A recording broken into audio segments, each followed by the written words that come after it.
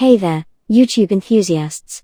If you're experiencing frustrating lag while trying to enjoy your favorite videos on your PC, you're not alone. Many users have noticed increased lagging since late 2023 and early 2024. But don't worry, I've got the solution to help you get back to smooth streaming. The lag you're experiencing might be due to YouTube's updated anti-ad block measures. These updates have been causing performance issues for many users. To tackle this issue, you'll need to manage your browser extensions.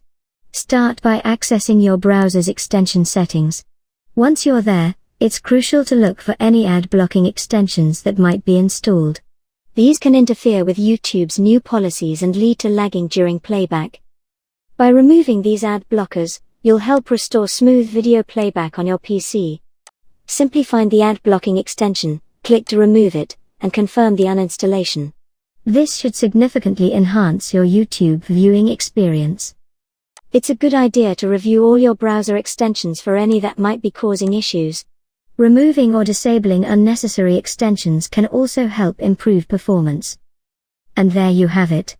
By adjusting your browser settings and removing problematic extensions, you should notice a smoother YouTube experience.